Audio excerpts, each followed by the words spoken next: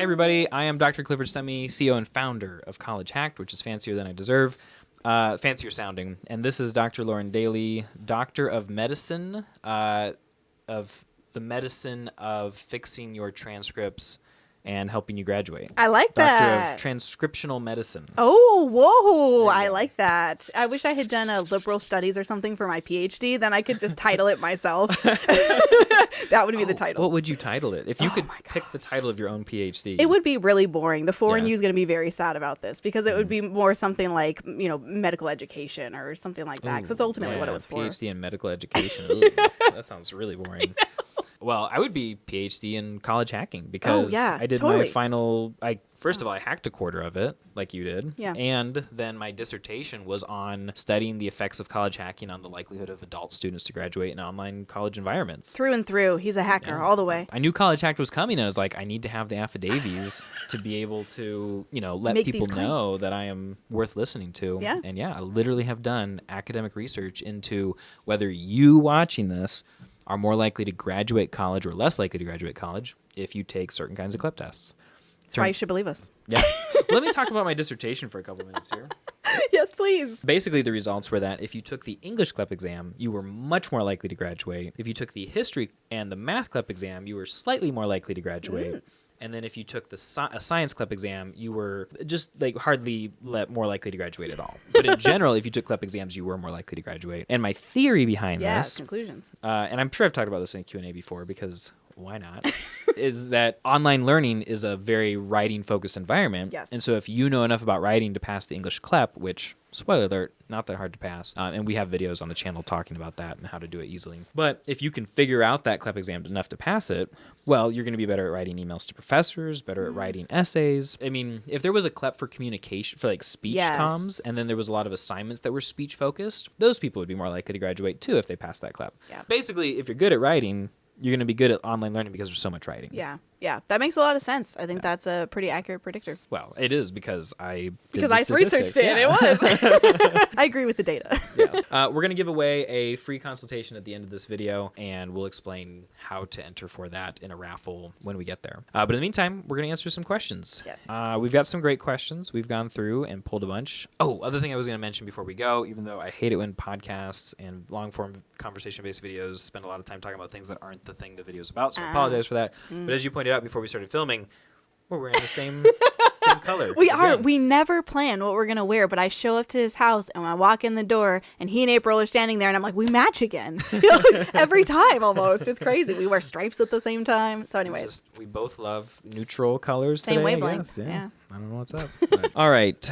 I have a question. It says Lisha Lenny 6916. I plan on going to school for business management and Associates of Arts and Science. Wait, AAS? Yeah, Associates of Applied Science. Oh, okay, of course. Sorry. Degree, and there's only one English course to complete to earn 3 credits. It's also at a community college. Why not college composition modular? And this is a great question because this video was about CLEP. Yeah. We were just talking about CLEP. Some colleges accept CLEP exams. Some of them accept all of them. Some accept half of them. Some require higher scores. Most colleges will not give you as much credit for college composition modular. Sometimes college composition, just a straight up one, you'll get 6 credits for. College composition modular, you might get 3 generic elective credits, which is just going to fill up space. Now, if your college will accept college composition modular into that requirement, go for it. It's easier. It's just a 60 question multiple choice test. It's I think it's 60, maybe 55, somewhere around there. But it's super easy. If you do college composition proper, then you're going to have to do 2 timed written exams or written essays. So it's more useful. It's more likely to come in as the course that you need. Yeah, if your school accepts modular for what you want them to accept it for, then go for it. I was ready to add on anything that you didn't mention that was relevant. You hit every single thing that I would have said. The English major is showing right now for the sure. Thoroughness, yeah. That's awesome. Yo, baby daddy is mine. I absolutely love your videos. Thank you. That's very kind of you. I absolutely love your user. I don't know what's good. Yeah, I absolutely love it too. I don't know what's going on, but I love it.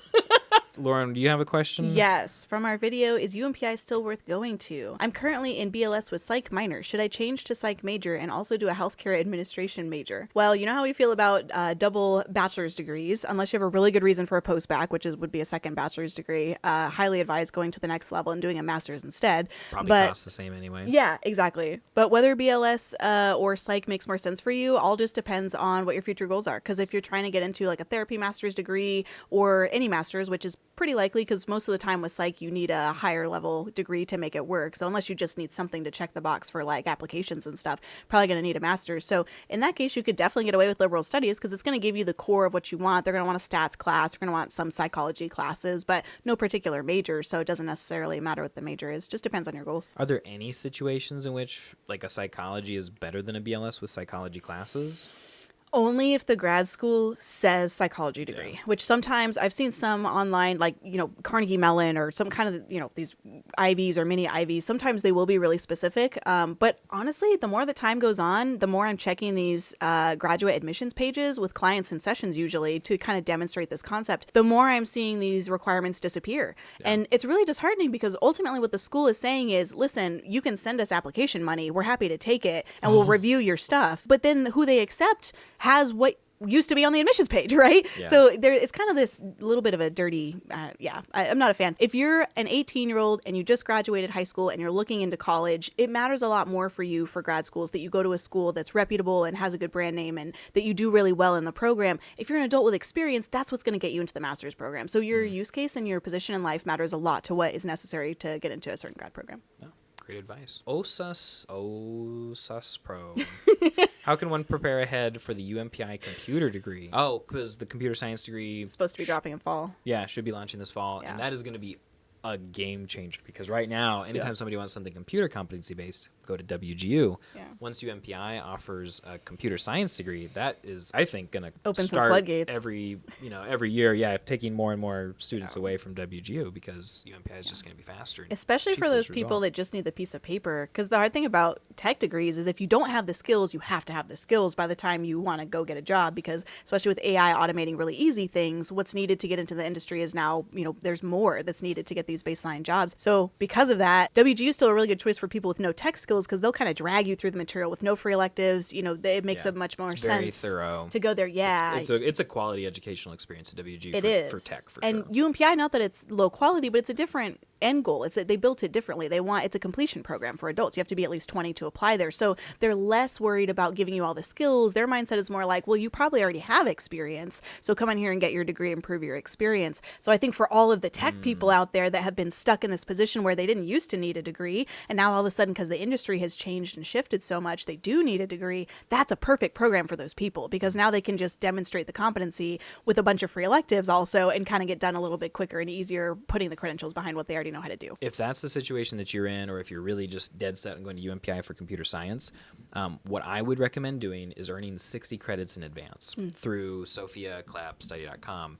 And I would assume right now their general education is about 40 credits. So go look at their general education or ask us to help you with this. And we'll build a plan where we say, hey, these are the Sophias that you need to take to be able to knock out this general education. Because the general education will probably be the same for computer science, though everybody does update their curriculum in the fall. So it could happen that they decide to update their general education curriculum.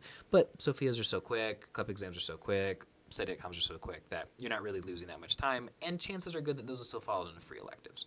So I would go and earn 40 credits of general education, 20 credits of free electives, and then save the last 60 credits just to see what they come up with for computer science. I think that's a super smart plan, and actually, ironically, it might have been this person or somebody else, but I mapped this for someone. So they contacted us and said, I know the degree doesn't exist yet. Will you map the rest of it, the free electives and the gen eds for me, and I can work on those while I wait for the degree to launch? And that's exactly what I did. Okay. Very nice. Nice. All right.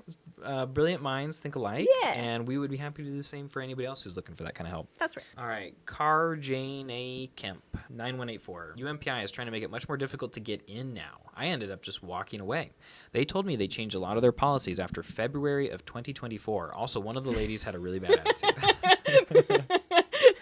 There's like 7 people over there, so it's funny because you always hear the same comments about there's maybe a couple people who get a little crabby sometimes. That's okay. Well, I mean, they're government employees. Like, they have a right to be a little bit crabby. That's like Yeah. part of the job description, right? Yeah. But the vast majority of people at UMPI are very easy to work with, and we Yeah. have heard very few complaints about professors. Yeah. I think there's like one or two who takes a little too long to grade. We're a little too serious about the comments of feedback, but yeah. But overall, I wouldn't let that steer anybody else. away too Yeah, much, I and- definitely, sometimes it's a miscommunication too. One of the things I see a lot with our clients is that they will apply and then not hear back for, a week or so. And then they're kind of like, what do I do? And if you don't know the norms of when it makes sense to push back and be like, hey, did you get my email? Just check it in to make sure, we're on the same page. A lot of the times they're just really like, oh, I didn't get it the first time, or I opened it and marked it red and then someone called me and I missed it. You know what I mean? So you sometimes need to kind of prod them along a little bit. Just keep in mind, the reason for that is, first of all, their size. Schools like SNHU have 180,000 online students. UMPI has what, 2,000?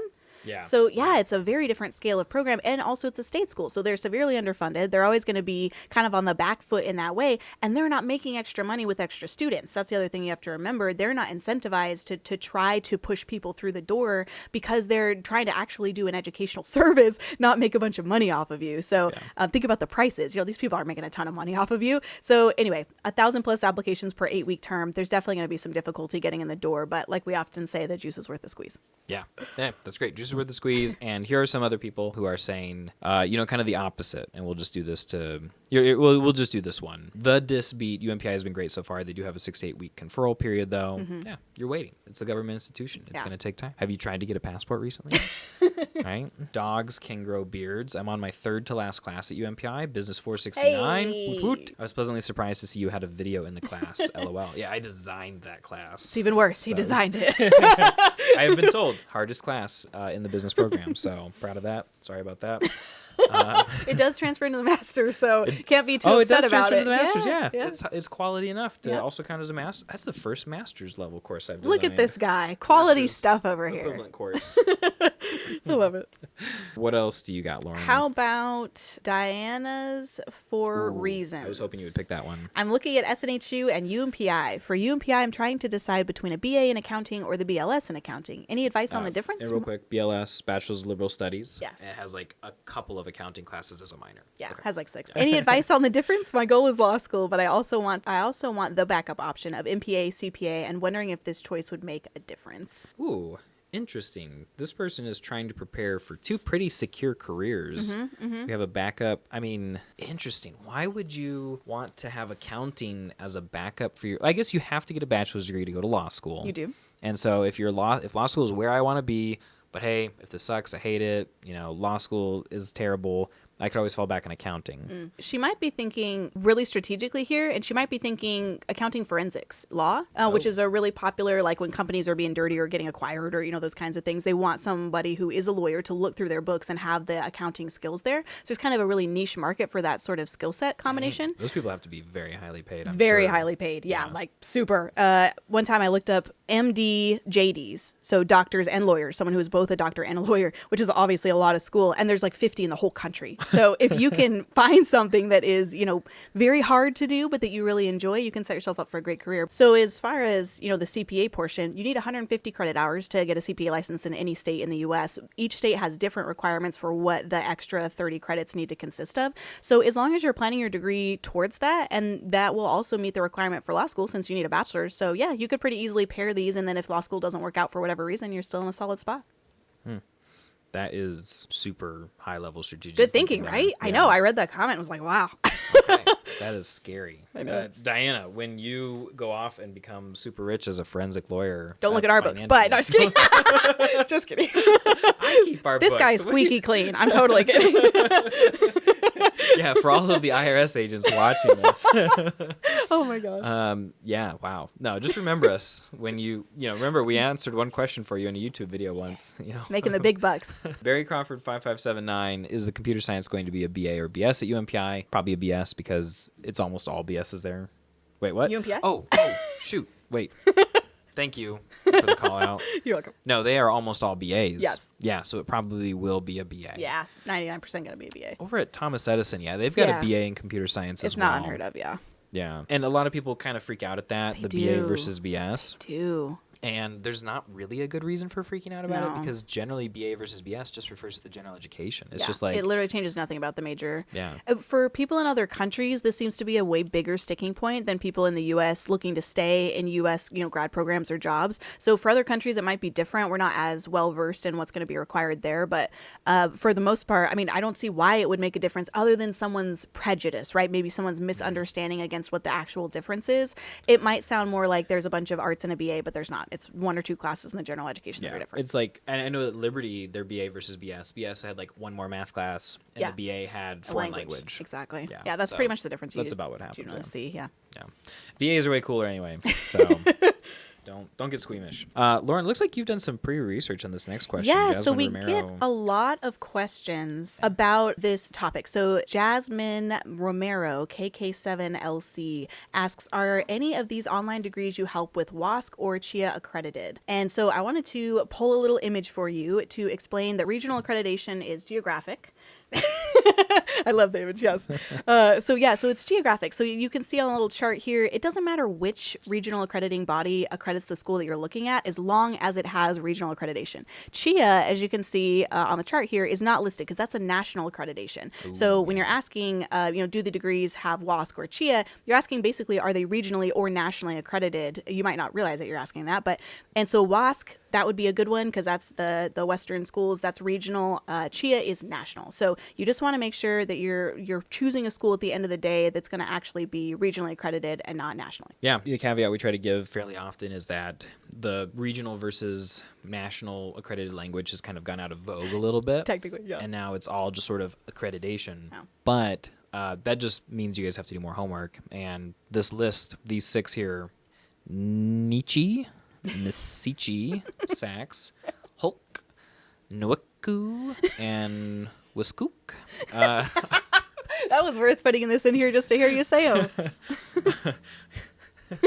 I knew you would like that. I knew you would like I loved that. it. That is Lauren's kind of humor.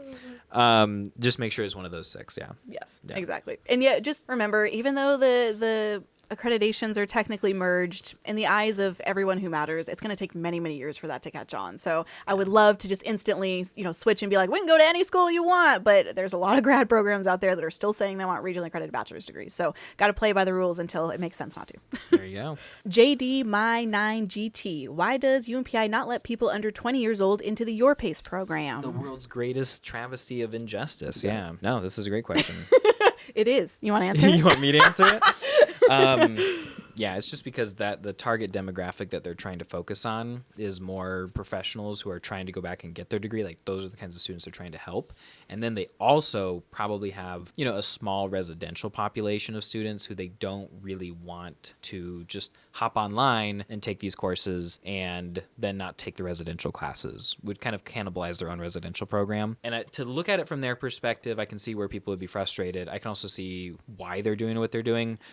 Is they probably figure like, hey, people who are older than 20 have a little more life experience for some of these business classes in particular. If they don't take the full class and go over every little thing and take all the homework assignments, they probably already know a bunch of stuff that will enable them to just pass this class on their own. They're probably thinking the 20, 19, 18-year-olds are going to be more likely to pass if we give them the guidance and the help. So it's a little bit student motivated. It's a little bit keeping their college alive motivated, or their residential program alive motivated. And there's probably a lot of faculty on UMPI's campus who are like, no way, 'cause then I don't have a job because all these students are going to do the online and they won't come and sit in my class and listen to my lectures. I can tell you with certainty that I would not want to be a professor on that campus whose students that they had incoming had just gone through Your Pace classes for all their foundational stuff at 18 years old and then come to me for what is probably going to be a lot more in-depth of an experience, because Your Pace is meant to be fly by night, right? You're trying to be there as short of time as possible and give essentially as little effort as possible to get the passing grade and move on. That's the opposite of the mentality you want with incoming kids who have not gone through life yet and haven't refined some of those skills. So they don't want to set people up for failure by accident. So I think that was perfectly said. Comment here from Plotted Path, who I think we actually know this person's actual name. I think it's Christy, right? Yeah. Yeah. So Christy says, I did my BLS management, business administration, and project management. 11 courses in 4 weeks for $1,500 in January. Totally would have paid $1,700. Doing my Master's of Arts in Organizational Leadership right now. I'm planning to be done in one session for $2,350. I'm finishing my 7th final tomorrow, then 3 more to go. She sounds busy. I've been loving helping others too. Thanks for all you do. I'm so grateful I found this program. Yay! And Christy, we're so happy that we were able to help you and get you started on this path. Yeah, it means a lot to be able to help other people succeed in this kind of way and help change other people's life. And I'm really glad that we could be that for you. Yay. So. Game stress. Don't forget to fill out your FAFSA. My fall and spring semesters are 100% paid for, and all I need to graduate. Free money. There is oftentimes Pell Grant on a need-based basis, so up to $7,400, something like that for this academic year. Yep, there you go. Free money and not have to pay for any school. Awesome. Yay. Generally more likely to get it if you make less money. Just go and not make any money for a whole year, and you'll be able to max out your Pell Grants, basically. Basically. There you go. They base it on your most recent tax returns, I think, right? Remember that time we were talking about how we're squeaky clean on the books? Well, I'm not saying our viewers have to be squeaky clean. That's awesome. Can I do this with graphic design? I'm worried that I may graduate quickly but not truly have any art skills. Like hacking. Should I hack graphic design? Am I going to have to answer this one too? No, you don't have to. Actually, I really like this question because it brings up kind of a deeper vein of conversation that I often have with clients, which is where's the balance between hacking so much that I end up with something useless? And, how do I make sure I still learn in this process? And first of all, of course, it goes back to your use case. So you have to figure out, what are you trying to get from the degree? Is the value in the piece of paper and having it done? Or is the value in the skills that you learn while you're in the degree? Because those are two different goals and they're both valid goals. So in this case, if you're coming into graphic design with no real art skills yet and you're looking for the degree to teach you those skills, then you don't want to hack the arts portion of it, which, surprise, you can't really do that anyways. Yeah. So I would say yes to hacking in the sense of hacking free electives and general education so that then you can focus your time and money and energy on the things that really matter for that industry, which is the art skills. But you're right, you're not going to get art skills by just hacking through a degree really fast and not spending time. For some industries, there's no replacement for that time. You just have to struggle through it. Coding's like that too. You can just go get a degree, but if you don't have the skills, nobody cares you have the degree. So make sure that your goals align with how much you're hacking your degree. Yeah, well, and I think what you said in there, kind of in the middle, answers this perfectly. Like, don't worry, you can't hack any arts classes. There's no option for hacking arts classes unless like the school itself has one. So yeah, you're gonna get all the art skills, and because you're getting rid of the review of general education and the wild cards of free electives with your hacking, I mean, you could afford more arts classes. You could spend more time focusing on your arts classes and trying to do really well in them. You could go get a master's in graphic design. So yeah, I think to flip this question, which was afraid of a negative situation, I'm going to answer and say, drafting off of you, it's actually a positive situation if you use it right. There you have it. All right, we're going to give away a consultation raffle-based comments. Within a week of posting this video, we'll select somebody. We like these to be very needs-based, so please know yourself, know your own bank account. If you don't need it, don't enter the raffle. On the honor system, we're not going to come and ask for proof of your bank account or anything like that. But let us know why you need it, what kind of difference it would mean for you, and then tell us about your favorite kind of weather and why. What is your favorite kind of weather to be in and why? You're not allowed to say a sunny, temperate day. It has to be something else. There has to be some level of discomfort to it. Okay. Describe your perfect date. Somewhere in June with great weather. I have to say April 25th. Do you know what movie that is? You can comment in the comments. That's awesome. I got that reference. Oh, good. All right.